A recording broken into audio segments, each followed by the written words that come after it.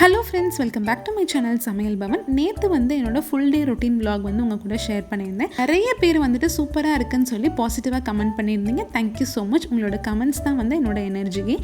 இந்த vlog Tuesday ஆஃப்டர்நூன்லேருந்து எடுக்க start பண்ணிவிட்டேன். மெனு எல்லாமே ரொம்ப சிம்பிளாக இருந்தனால வீடியோஸ் எதுவுமே ஷூட் பண்ணலை.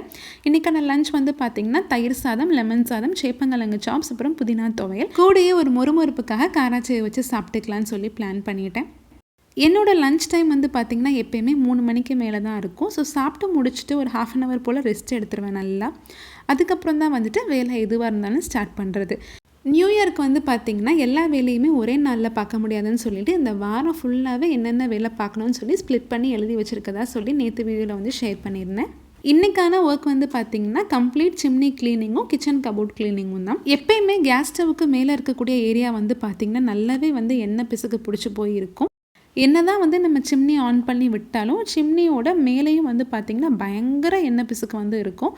ஸோ அதை நான் இன்றைக்கி லைசால் கிச்சன் கிளீனரை வச்சு நல்லா ஸ்ப்ரே பண்ணிவிட்டு பழைய ஸ்டீல் ஸ்க்ரப்பை வச்சு லைட்டாக தேய்ச்சி விட்டேன். ரொம்ப அழுத்தி தேய்ச்சிடக்கூடாது, சிம்னியில் ஸ்க்ராச்சஸ் விழுந்துடும். நம்ம நார்மலாக தண்ணி ஊற்றி ஸ்ப்ரே பண்ணி க்ளீன் பண்ணுறதை விட ஏதாச்சும் ஒரு கிச்சன் கிளீனர் நீங்கள் யூஸ் பண்ணி ஸ்ப்ரே பண்ணிங்க அப்படின்னா ஈஸியாக எண்ணெய் பிசுக்கு வந்துடும். ஸ்டீல் ஸ்க்ரப் வச்சு தேய்ச்சி விட்டதுக்கப்புறமா யூஸ் அண்ட் த்ரோ கிளாத் இல்லைன்னா ஏதாச்சும் ஒரு துணி வச்சு நல்லா தொடச்சி விட்டுடலாம். சிம்னியை க்ளீன் பண்ண ஸ்டார்ட் பண்ணுறதுக்கு முன்னாடியே கேஸ் ஸ்டவ் மேலே ஒரு டவல் போட்டு வச்சுட்டேன். இல்லைன்னா அது ஃபுல்லாக தூசி ஆயிரும். நெக்ஸ்ட்டு அடுப்புக்கு மேலே டேரெக்டாக இருக்கிறது பார்த்திங்கன்னா சிம்னி ஃபில்டர்ஸ் தான். ஸோ அதை கண்டிப்பாக ஒரு 2 மாதத்துக்கு ஒருக்கையாச்சும் க்ளீன் பண்ணணும். நான் க்ளீன் பண்ணி ஆல்மோஸ்ட் ஒரு 3 மாதத்துக்கிட்ட ஆகிடுச்சு. அதுக்கு நான் ஒரு நீளமான டப்பில் பார்த்திங்கன்னா இந்த அன்பிளாக்ஸ் பவுடர் நிறைய சூப்பர் மார்க்கெட்டில் கிடைக்கும். ஸோ இது ஒரு பாக்கெட் கிட்ட போட்டிருக்கேன்.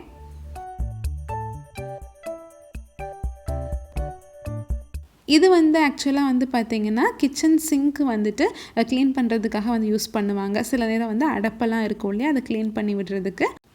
பட் சிம்னியில் பார்த்திங்கன்னா பயங்கர எண்ணெய் பிசுக்கு இருக்கும் இல்லையா, ஸோ அதை இந்த பவுடர் யூஸ் பண்ணி நம்ம ஈஸியாக க்ளீன் பண்ண முடியும். பட் இந்த பவுடர் நீங்கள் தண்ணியில் போட்டதுக்கப்புறத்துலேருந்து அதுக்குள்ளே கையே விடாதீங்க.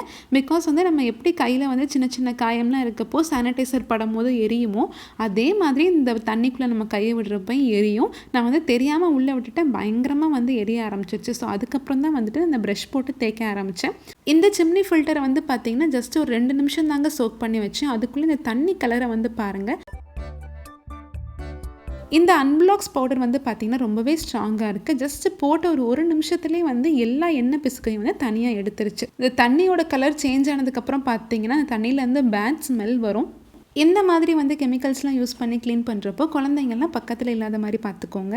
ஒரு 2 நிமிஷத்துக்கு அப்புறமா அந்த ஃபில்டரை எடுத்துட்டு நம்ம தனியாக ஒரு 2-3 தடவை டேப் வாட்டரில் வாஷ் பண்ணி எடுத்துகிட்டு வெயிலில் காய வச்சிடலாம். ஃபைனலாக சிம்னி பார்த்திங்கன்னா கம்ப்ளீட்டாக க்ளீன் பண்ணியாச்சு.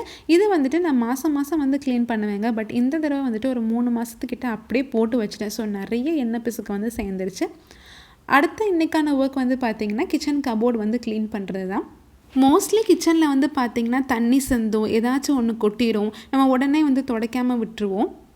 நமக்கே தெரியாமல் சின்ன சின்ன கரைகள் கபோர்டில் இல்லை தரையில் இந்த மாதிரி ஆகிட்டே தான் இருக்கும். நம்ம ஒழுங்காக மெயின்டைன் பண்ணாலும் நம்ம குழந்தைங்க எதையாச்சும் ஒன்று கொட்டி விட்டுட்டே தான் இருப்பாங்க. இது 4 நாளைக்கு முன்னாடி என் பையன் கொட்டின தேங்காய் சட்னி எப்படி இருக்குன்னு பாருங்கள். எங்கெல்லாம் ரொம்ப ஸ்ட்ராங்கான கரை இருக்கோ அங்கெல்லாம் இந்த கிச்சன் கிளீனர் ஸ்ப்ரே பண்ணிவிட்டு ஒரு 30 செகண்ட்க்கு அப்புறம் ஏதாச்சும் ஒரு டவல் இல்லை இந்த யூஸ் அண்ட் த்ரோ பேப்பர் வச்சு தொடச்சோம் அப்படின்னா ஈஸியாக எல்லா கரையுமே வந்துடுது. ஸோ ஃபைனலாக ஒரு ஷைனிங்காக கொலின் ஸ்ப்ரே பண்ணி நல்லா தொடச்சி விட்டுற போகிறேன். நம்ம சேனலில் நம்மளோட kitchen mini tour already post பண்ணியிருந்தேன். ஸோ இதோட லிங்க் டிஸ்கிரிப்ஷனில் கொடுக்குறேன், விருப்பப்பட்டேன் செக் பண்ணி பாருங்கள்.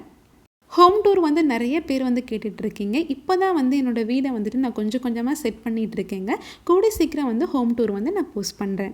கிச்சன் கபோர்டுக்கு யூஸ் பண்ணியிருக்கக்கூடிய மெட்டீரியல் பார்த்திங்கன்னா BWRங்கிற மெட்டீரியல் தான், பாய்லிங் வாட்டர் ரெசிஸ்டன்ஸ். எவ்வளோ தண்ணி கொட்டினாலும் ஒன்றுமே ஆகாது. கிச்சனோட இன்டீரியர் காஸ்ட் கேட்டிருந்தீங்க, அரௌண்ட் 2 lakhs கிட்ட வந்ததுங்க. உங்கள் வீட்லேயும் நியூ இயர் கிளீனிங் ஒர்க்லாம் ஸ்டார்ட் பண்ணிட்டீங்களான்னு சொல்லி கமெண்ட் பண்ணுங்கள். இந்த வீடியோ உங்களுக்கு பிடிச்சிருந்துச்சுன்னா லைக் பண்ணி சப்போர்ட் பண்ணுங்கள். மீண்டும் ஒரு சூப்பரான வீடியோவில் உங்களை மீட் பண்ணுறேன். தேங்க்யூ.